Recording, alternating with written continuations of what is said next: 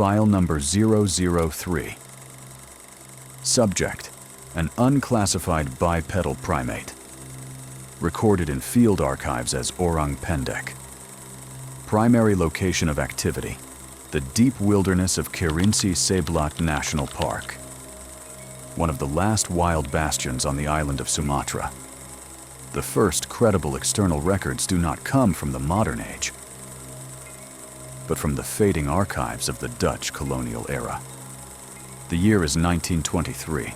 A surveyor named Van Heerwaarden reports an encounter with what he described as a small, dark-furred primate that walked upright like a man.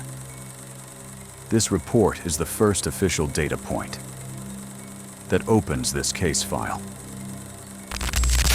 However, the official data is merely the surface. The most compelling evidence comes from anomalies, physical objects that defy easy classification. For decades, researchers have collected plaster casts of footprints from the forest floor. Anatomical analysis reveals something else. The print is short and unnaturally wide, with a slightly divergent big toe. A primitive feature not found in humans. It is not an ape's track. It is not a bear's track. It is something unknown. But the most unsettling evidence is not physical in form.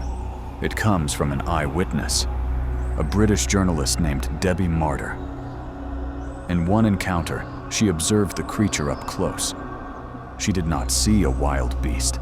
She described a sense of awareness, a quiet, intelligent curiosity.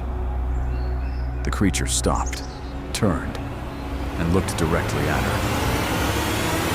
This is the core of the anomaly, an anatomically impossible footprint, and the testimony of an intelligent gaze. So, what is the Orang Pendek? A primitive relic, or something more aware? The indigenous people of the forest, the Suku Anak Dalam, do not see a monster. They call it Gugu, the guardian, something to be respected and avoided. This is the true nature of the most unsettling reports in this archive. Not sightings, not attacks, but a feeling. The sudden, crushing certainty of being watched from the tree line. The deafening silence when the jungle holds its breath, as if in the presence of its true master.